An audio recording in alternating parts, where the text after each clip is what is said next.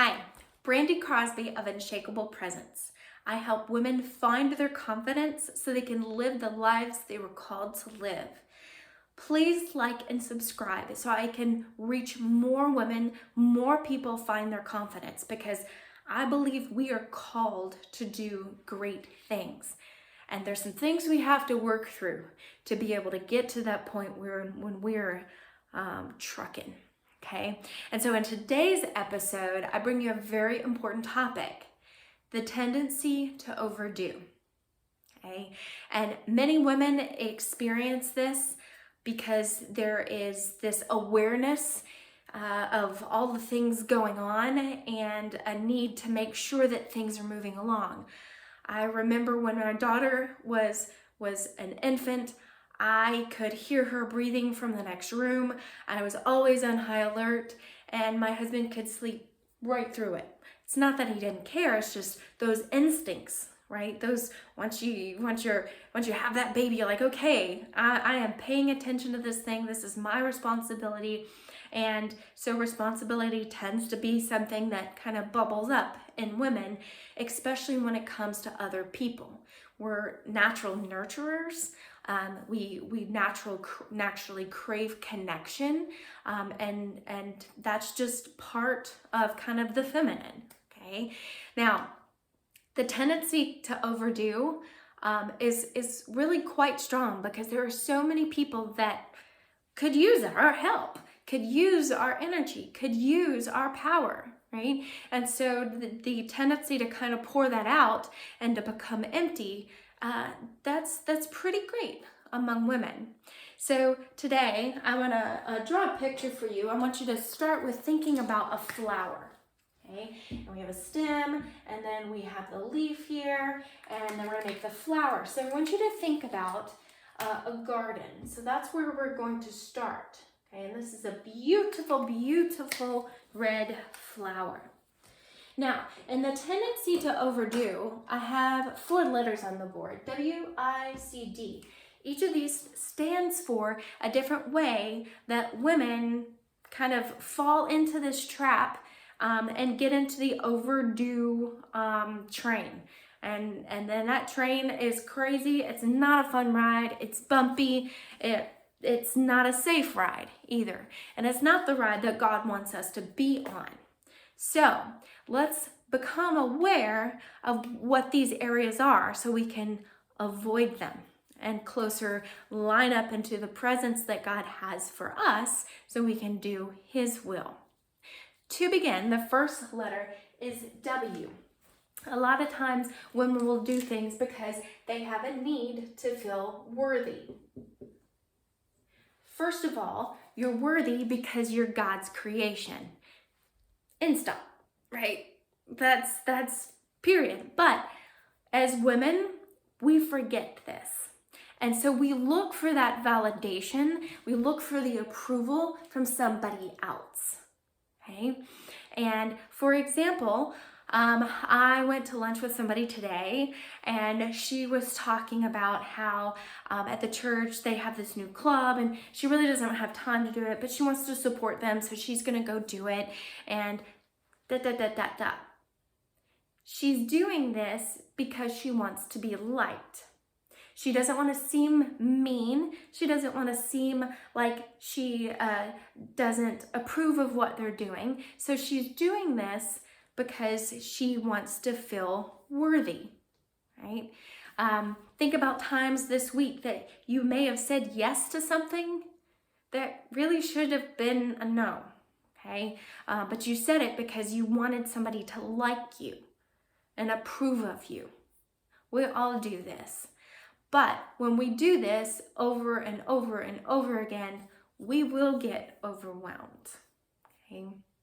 And what that looks like for our flower here, for our farming metaphor that we're going to go with, is our flower in our garden has to look perfect. And when we pick this flower, we go around and we really need people to give us compliments and validation. And if they don't, then we don't feel worthy. We can go to even more people. So, okay, well, what about you? What do you think about this? What do you think about this? And we can seek that validation, and we don't even need that flower to be worthy in the first place, right? But this is something that women have a tendency to do. Let's move on to the next letter. The next letter is I, and that stands for impatient. Okay? Women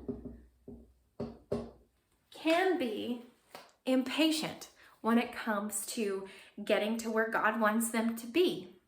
Okay? And this could look something like, for example, last year I did a goal setting thing for about 10 weeks. And I had some really, really big goals. And I like to talk about the ladder metaphor where I didn't quite have the awareness that to get to that goal, there were lots of rungs that I would need to get to. And so I set my goal way up here, and I didn't know, I wanted to skip those rungs. 10 weeks was not enough time to get through those rungs, but I sure tried. I got up every morning at 4:30. I went to bed every day at 11:30. I was exhausted. I'm a girl who needs about 9 hours of sleep at night to mentally function properly. And not only was I burning and crashing when it came to my goal, I was making a little bit of progress, but after getting no sleep like that, it was a few days before I was a wreck, okay? And I was railroading my husband, ignoring him. I was snappy at my daughter. And all I was doing was overdoing because I was impatient, okay? And this is not going to help. Okay? So this is the second thing. And when it comes to our farming metaphor, it's like planting the seed and harvesting the seed before it's even had time to germinate. We haven't even put light on it. Or maybe we put a little bit of light, maybe a little bit of water, but then day 3 we're like, okay, is it grown yet? And you pull it out of the ground, and then the seed can't even germinate because it's touched light way too early, right? Something like that. And so we can burn bridges when we are impatient. The third letter down here is C, and this stands for control. When we want to control something to the extent that it gets us off our course, that's overdoing. For example, as a flutist, I got into this weird habit that I would need to have the practice room clean before I would practice. And this was fine in college because you just walked in and they were all just a piano and the stand, right? And a mirror on the wall and a door, and it was perfect. But when it came time to practicing at home, it was a different story, right? Because I'd come in, chuck stuff there, and hurry to this thing, and I was working, 34 hours a week and going to school and practicing, and then I would get home and get to that moment where I needed to practice, and instead of using that activation energy to get my instrument out, put it together, start doing my warm-ups, and then get into flow of practicing, I was using that activation energy to clean. And then by the time I was done cleaning, right, I had nothing left. The practicing didn't even happen. When I had a dirty space, it wouldn't happen. And that need to control stopped the progress. And you could probably think of areas in your life where you have a tight grip on some things. You have a need to control something. Maybe it's your kids, right? Maybe it's your spouse. Maybe it's how the people at work talk to you, treat you. What is it that you're holding on to? And you have these expectations for how they should act, how they should respond, and they don't do it. And then you go, right? That's overdoing it. That's splatting your energy, right? And how that relates to your farming, okay, the need to control, is I'm sitting there with my plants. I am looking at it. I am spraying the bug spray, and I'm not gonna let a single bug around, and it kills the bees. Okay, you know what happens if the bees don't allow you don't allow the bees to pollinate things? Like, well, you're not going to have your plants grow properly, right? I'm oversimplifying here, but when you try to clamp down on an environment to the extent that it chokes off the other things that are supposed to be happening, you're gonna spin your wheels. You're gonna spin your wheels. And that's a way that we have a tendency to overdo. Now, the fourth thing here is D, and that stands for duty. D-U-T-Y. Now, women, I'm gonna talk about the holidays here, because I don't know how many women I've met that God's calling on their life is to make sure Christmas is perfect for every single human being that you interact with at Christmas. Okay? I don't know who God said, make sure you get the perfect gift for 50 people. And make sure that you have the biggest holiday extravaganza with the best food, and it's all gourmet or all a certain way. I don't know, insert your adjective, right? But we have these standards for ourselves that this is, I'm the matriarch of the family. I'm the mom now. I have to make sure that it's perfect. I remember when I was little, I remember it was maybe a week before Christmas, and I remember sitting down next to our Christmas tree and looking up at it. We didn't have any Christmas ornaments on there. It was just lights. And I remember like feeling devastated. I was like, it's so pretty, but we don't have any ornaments, and we're not singing. And well, there's some grumpy people talking around me.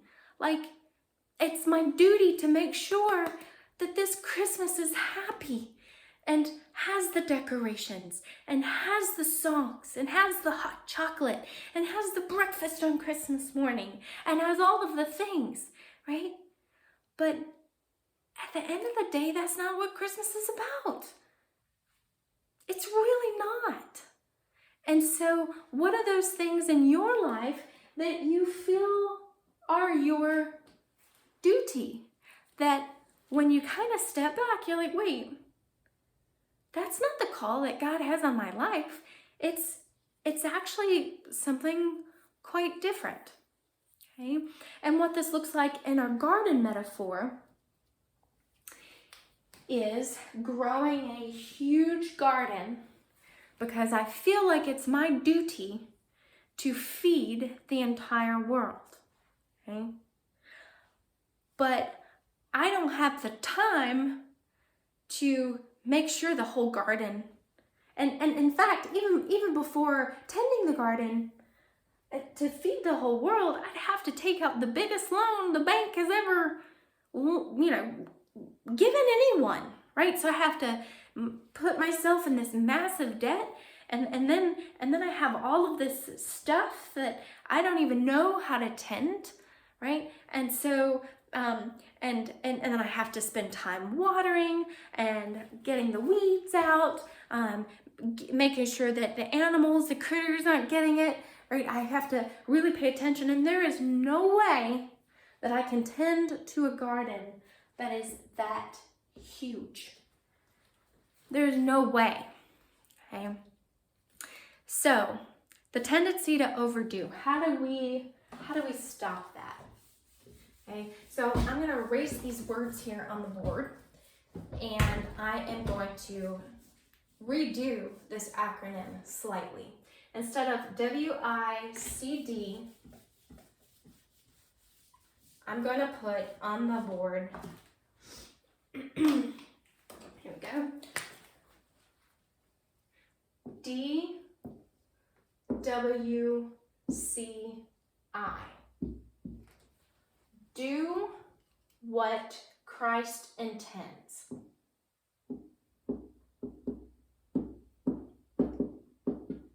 Okay, do what Christ intends. How do you know what Christ intends? Okay, and often this is you saying, okay, well, what is the first thing? And so God wants us to be able to grow our garden and to be sustained from that. Okay, that's the first thing. Before you can help someone else. You've been on an airplane, put your oxygen mask on before helping someone else, right? So you need to be able to grow your own garden. Focus on you. Okay, are you able to maintain your garden? Is your garden healthy? Is this an enjoyable experience? God doesn't want us to suffer, right? Like, enjoy this experience. He created us for a reason. He didn't create us to come to earth and hate it and suffer. So grow your small garden. Tend your garden.